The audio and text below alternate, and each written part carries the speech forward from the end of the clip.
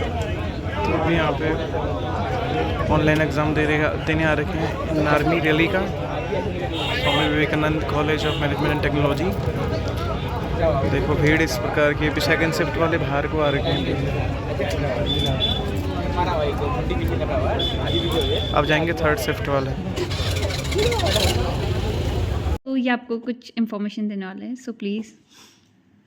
Hello guys, तो जैसे कि आज मैं जहाँ पे अग्निवीर जीडी वालों का या फिर जो ट्रेडमैन क्लर्क जो भी उनका रिटर्न हो रहा था, उस सेंटर में गया हुआ था, तो मैंने वहाँ से बच्चों का रिव्यू लिया। तो फर्स्ट ऑफ ऑल, जहाँ भी आपका एग्ज़ाम है उससे, जैसे आपका एग्ज़ाम है 2:30 से 3:30 बजे, तो वहाँ 1 बजे मतलब 1.5 घंटे पहले एंट्री हो जा रही शुरू हो जाएगी।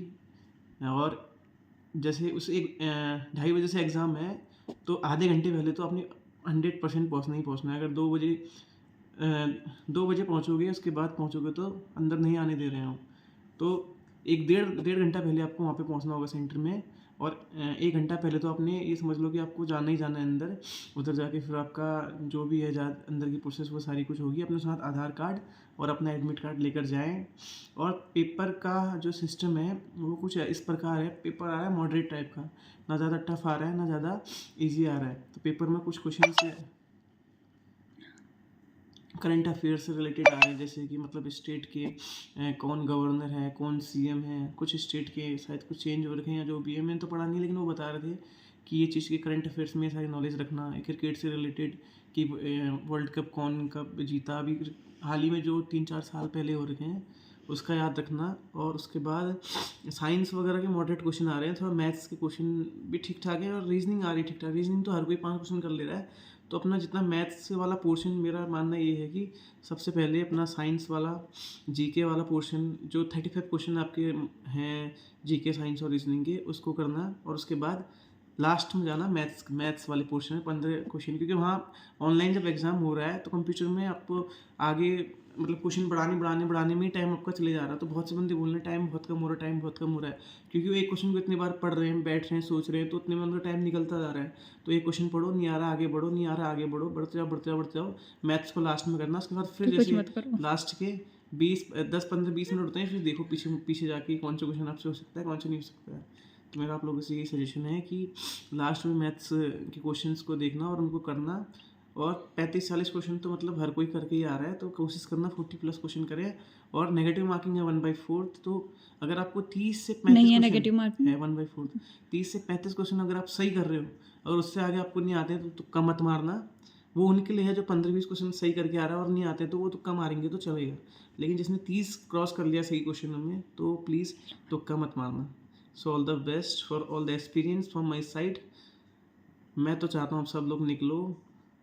कोई भाई मुझसे भी मिलेगा मेरी यूनिट में आके या कहीं मिले, सबका मतलब ये होना चाहिए कि सबकी जॉब लगनी सबको एक बार चाहिए। मौका मिलना और चाहिए। सबको मौका मिला है तो अपना दम फम दिखाओ, रिटर्न में अच्छे से दो। अगर जो भाई जिसका रिटर्न बेकार जाता है, कोई दिक्कत नहीं है, नवंबर में शायद दोबारा भी आएगी, तो दोबारा तैयारी करो, जाती कोचिंग सेंटर ज्वाइन करो खुद से। मतलब एक बुक आती है ना, राम सिंह यादव करके, वो बुक पूरी पढ़ लो और उसके बाद जो 50 सैम्पल पेपर वाली उसकी बुक आती है वो ले लो। और तुम्हें लग रहा है कि तुमने वो दोनों बुक पढ़ ली है पूरी, तो लूसेंट की बुक या कोई भी एक्स्ट्रा बुक नॉलेज के लिए पढ़ते रहो। जरूरी थोड़ा है कि आर्मी में जीडी का एग्जाम, उसके बाद जितने एग्जाम दोगे सब में हेल्पफुल है आपके लिए।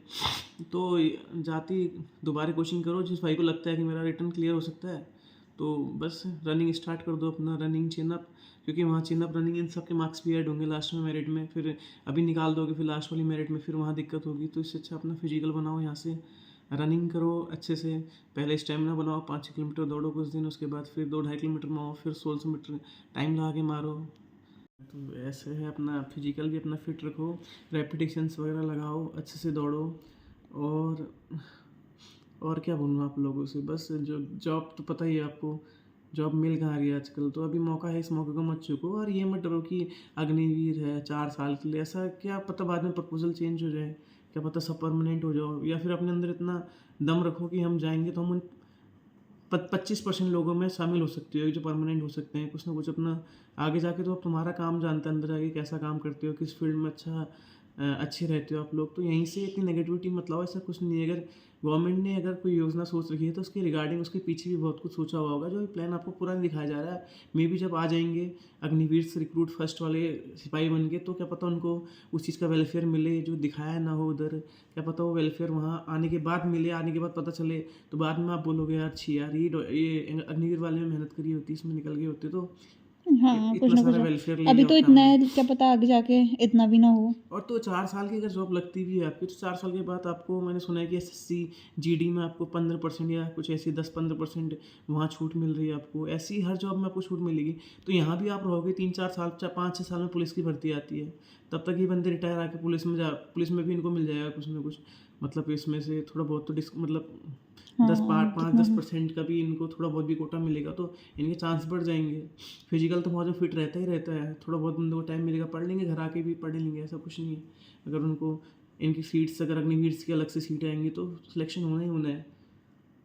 तो देख लो भाई, मेहनत कर लो। और पेपर मॉडरेट आ रहा है, कर लोगे सब क्वेश्चन। जिसने जो, और ये बहुत से बंदे ऐसे भी हैं 50-50 क्वेश्चन करके आ रहे हैं, लेकिन उनको पता नहीं है कितने सही हैं कितने गलत हैं। तो अपने आप पे भरोसा रखो। 30-35 क्वेश्चन आ रहे हैं आपको सही, तो कोई दिक्कत नहीं है। ज़्यादा नहीं आ रहा है तो छोड़ दो।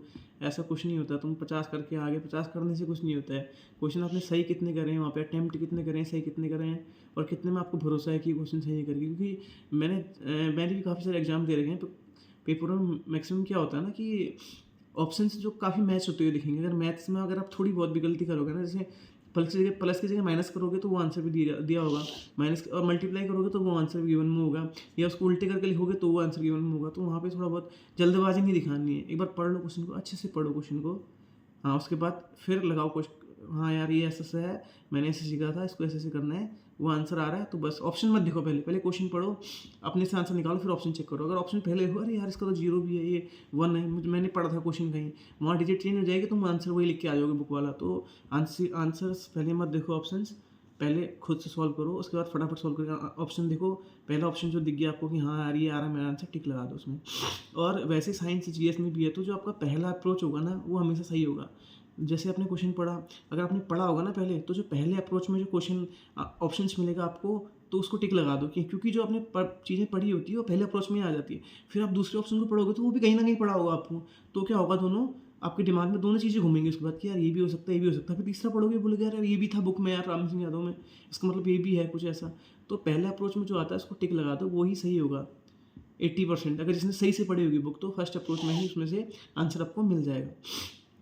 लेकिन कुछ क्वेश्चन ऐसे होते हैं जनरल नॉलेज का, आपको पता ही है, वो तो 100 में से 80-90% लोगों को नहीं आते होंगे। अब ऐसे क्वेश्चन पूछ दिए जाएंगे जो बिल्कुल ही मतलब ऐसे हैं जो कभी सोचा ही नहीं होगा कि इतना कॉन्सेप्चुअली भी पूछेगा, ऐसी ही चीज़ें भी पूछेगा।